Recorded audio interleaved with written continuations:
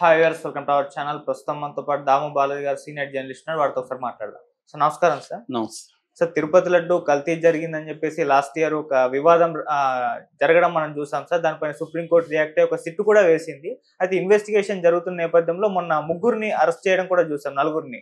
అయితే ఇప్పుడు ఒక రిమాండ్ రిపోర్ట్ రిలీజ్ చేసింది సిబిఐ. ఆ రిమాండ్ రిపోర్ట్ లో అసలు తిరుపతి లడ్డు కల్తీ కాలేదని చెప్పినట్టుగా వార్తలు వినిపిస్తున్నాయి సార్. మరి ఆ రిమాండ్ రిపోర్ట్ లో ఏముంది? కల్తీ జరగలేదా? మరి కల్తీ జరగకుంటే చంద్రబాబు నాయుడు గారు, పవన్ కళ్యాణ్ గారు చెప్పింది అబద్ధం అన్న ఒక నెరేషన్ కూడా బయటకు వస్తుంది కదా. మీరేం చెప్తారు సార్ దీనికి సంబంధించి? ఇప్పుడు సిబిఐ విచారణ లాస్ట్ అక్టోబర్లో సుప్రీంకోర్టు చెప్పింది సిబిఐ విచారణకి వెళ్ళమని. ఎందుకంటే సెప్టెంబర్లో లడ్డు చుట్టూ రాజకీయాలు జరిగాయి. సెప్టెంబర్ 18 చంద్రబాబు క్యాజువల్గా అనౌన్స్ చేశాడు. అక్కడి నుంచి అది దేశవ్యాప్తంగా ప్రపంచవ్యాప్తంగా చర్చలోకి వచ్చింది. దాని తర్వాత సిబిఐ రంగంలోకి దిగి సిబిఐ నుంచి ఇద్దరు, స్టేట్ పోలీస్ నుంచి ఇద్దరు, తర్వాత ఫుడ్ దాని అథారిటీ నుంచి ఒకరు, మొత్తంగా 5 మంది తో సిట్ ఏర్పడింది. వాళ్ళకి అనుబంధంగా ఒక 30 మంది పోలీస్ ఆఫీసర్లు ఉన్నారు. సో ఈ సిట్ అప్పటి నుంచి కూడా సీరియస్గానే రంగంలో దిగి పరిశోధించింది. ఇందులో ఇప్పుడు 4గురిని అరెస్ట్ చేశారు. 4గురిని అరెస్ట్ చేసి కోర్టుకు పెట్టారు. దాని తర్వాత ఇప్పుడు రిమాండ్ రిపోర్ట్ బయటకు వచ్చింది. ఈ 4గురికి రిమాండ్ విధించినప్పుడు రిమాండ్ రిపోర్ట్ కోర్టుకి సబ్మిట్ చేస్తారు. రిమాండ్ రిపోర్ట్లో ఏముంటుందంటే ఈ 4గురు ఏమేమి చేశారు, ఇప్పటి వరకు ఏమేమి జరిగింది, ఇవన్నీ కూడా కోర్టుకి చెప్తారనమాట. సో ఆ రిమాండ్ రిపోర్ట్ని పెట్టుకొని నిన్న టీటీడీ చైర్మన్ బిఆర్ నాయుడు కల్తీ నిజమే అని చెప్పి ఆయన ఒక ట్వీట్ పెట్టాడు. దాన్ని తీసుకొని తెలుగుదేశం మీడియా అంతా కల్తీ నిజమే, జగన్కి షాకు, ఇలాగంతా రకరకాలుగా టైటిల్ పెట్టారు. నేను ఆ రిమాండ్ రిపోర్ట్ చూశాను. ఆ రిమాండ్ రిపోర్ట్లో కల్తీ అనే మాట ఎక్కడా లేదు.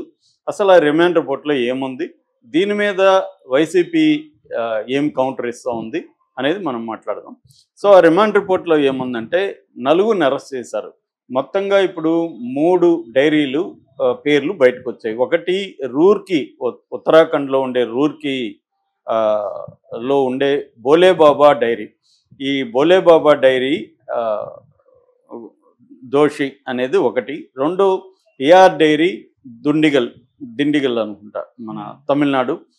3వది వైష్ణవి డైరీ, పొన్నంబాకం ఏదో వస్తుంది, చిత్తూరు జిల్లా. సో ఈ 3 డైరీలు కలిసి టీటీడీని మోసం చేశాయి అనేది ఉంది తప్ప నెయ్యి కల్తీ అనే మాట ఎక్కడా లేదు. టీటీడీని వీళ్ళు ఎలా మోసం చేశారు, ఈ మోసం చేయడంలో టీటీడీ అధికారుల పాత్ర కూడా ఉంది అని టీటీడీ అధికారులకు కూడా ఒక 10 మందికి నోటీసులు ఇచ్చారు. వాళ్ళు ఇంకా అందుబాటులోకి రాలేదని చెప్తున్నారు.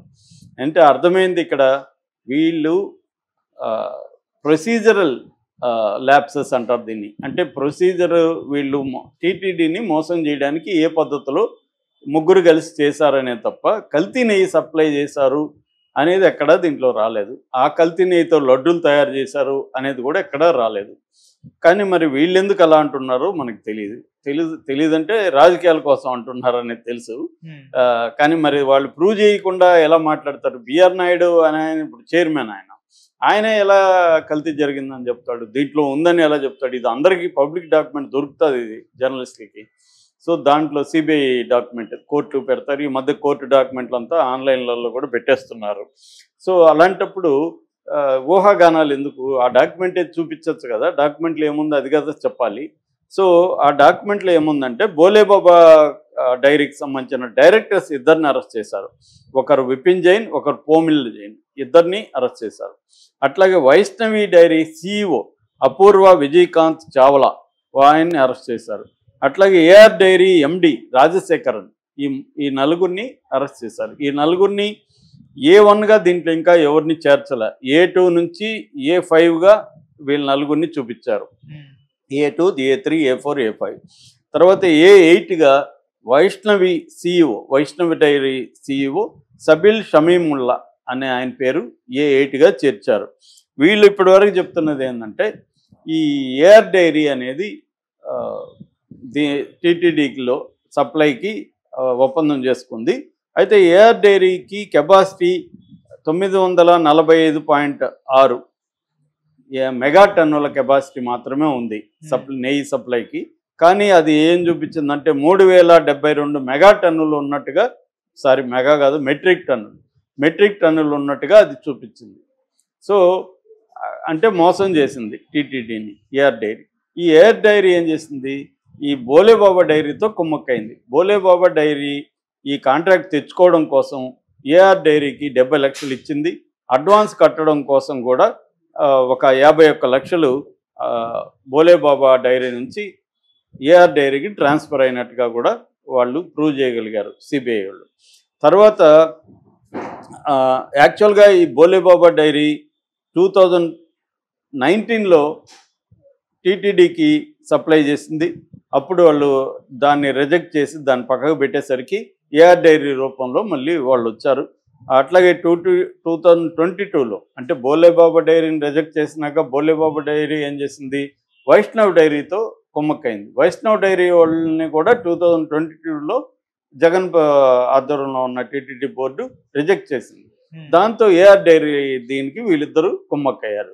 ఇది అంటే ఒక ప్లాన్గా Bholebaba dairy, Vaishnav dairy, AR dairy ఒక ప్లాన్ చేసుకొని వీళ్ళు కుమ్మక్కయ్యి టీటీడీని మోసం చేసి తక్కువకే కోట్ చేశారని చెప్తున్నారు. 319 రూపాయల 80 పైసలు కిలో నెయ్యికి వీళ్ళు కోట్ చేశారు. సో ఏది తక్కువగా కోట్ చేసి ఉంటారో వాళ్ళకే ఇవ్వాలి కాబట్టి మిగతా డాక్యుమెంట్స్ అంతా కూడా పరిశీలించినప్పుడు టీటీడీ బోర్డు కరెక్ట్గానే ఉన్నాయని టీటీడీ బోర్డు నమ్మింది.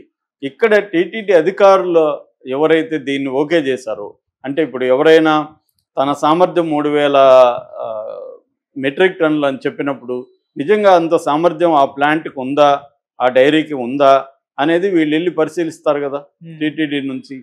ఆ పరిశీలించినప్పుడు వాళ్ళెందుకు దీన్ని కనిపెట్టలేదు? 945.6 మెట్రిక్ టన్నుల కెపాసిటీ ఉంటే 3000 చూపించారంటే దాదాపు 2000 పైన ఎక్కువ చూపించినప్పుడు టీటీడీ అధికారులు కూడా కుమ్మక్క అయినట్టే కదా. కుమ్మక్క అవ్వకపోతే మరి ఆ మోసాన్ని వీళ్ళు ఎందుకు పసిగట్టలేకపోయారు?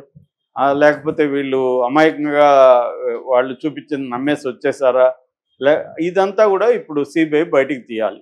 అంటే ఇక్కడ ఏంటంటే ఒక కాంట్రాక్టు నెయ్యి సప్లై చేయడానికి కాంట్రాక్ట్ పొందిన ఏఆర్ డైరీ కావచ్చు, అంతకుముందు బోలేబాబా డైరీ కావచ్చు, వైష్ణవ్ డైరీ కావచ్చు, వీళ్ళు కుమ్మక్క అవ్వడం ద్వారా నెయ్యిని వీళ్ళు టీటీని మోసం చేసి నెయ్యి సప్లై చేశారు.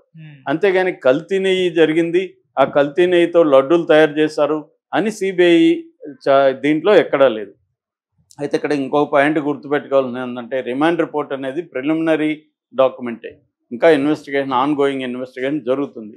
రేపు పొద్దున వీళ్ళు నిరూపించచ్చేమో, ఏది కల్తీ జరిగిందని కూడా నిరూపించచ్చు, మనకు తెలియదు. ఎందుకంటే ఛార్జ్ షీట్ వేస్తే కానీ మనకి క్లారిటీ రాదు. ఛార్జ్ షీట్లో ప్రూవ్ చేస్తారు.